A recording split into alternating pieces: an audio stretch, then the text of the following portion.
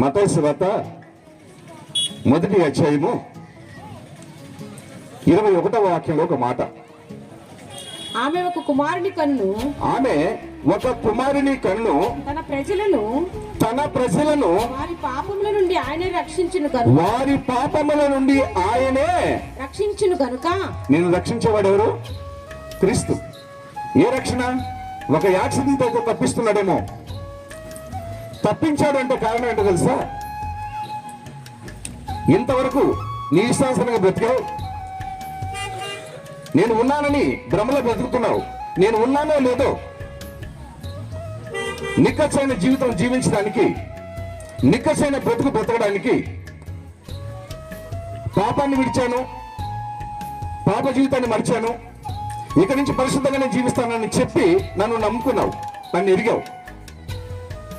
ఆ ఎరిగిన నాటి రక్షణ ఈరోజు నీకుందా అని అంటే, ఉంది అనే భ్రమలో నీ ఉంటే, ఉంది అనే ఆశలో నీ ఉంటే, నిన్న ఆ యాక్సిడెంట్ నుంచి తప్పించింది ఎందుకో తెలుసా?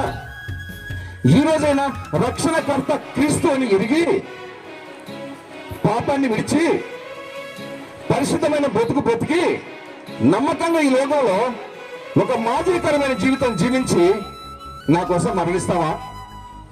నా నిమిత్తం మరణిస్తావా? నా సాక్షిగా నువ్వు జీవిస్తావా అని నీకు తెలియజేయడానికి ఆ స్థితి నుంచి నిన్ను తప్పించాడు. దాన్ని బట్టి నువ్వు సాక్ష్యం చెప్తావేమో, దాన్ని బట్టి 10 రూపాయలు వేసుకుంటావేమో. 2 వల్ల నీకు ఉపయోగం లేదు. దేనికి ఉపయోగం? రక్షణ అంటే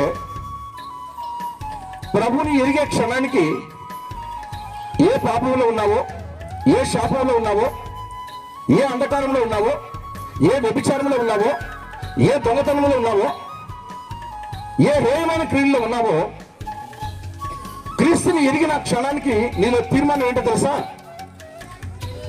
ఇంతవరకు జీవించిన ఆ జీవితాన్ని విడిచి నీతియుక్తమైన బ్రతుకు ప్రభువా నీలా బ్రతుకుతాను అని అంటే, యేసుక్రీస్తు ఎలా బ్రతికాడో 30 సంవత్సరాల పరిశుద్ధ గ్రంథంలో సూచనలుగా కొన్ని రాసున్నాయి. ఇంచుమించు 3.5 సంవత్సరాల సువార్త ఎలా ప్రయాణించాడో రాసుంది. దానికంటే ఒక గట్టి నమ్మకమైన మాటలు నేను చెప్తాను. గ్రంథంలోని మాటలే. నా వల్ల మాదిరికరంగా జీవించమంటే దాని అర్థం ఏంటి? 30 సంవత్సరములు మానవుడనై ఉండి కూడా ఒక మనిషి వల్లే కన్నీరు కార్చాను, ఒక మనిషి వల్లే ఆకలి కొన్నాను, ఒక మనిషి వల్లే చీముంది, రక్తం ఉంది, శరీరం ఉంది. సమస్తము ఒక మనిషిలో కలిగే సమస్తము నాలో కూడా ఉన్నాయి.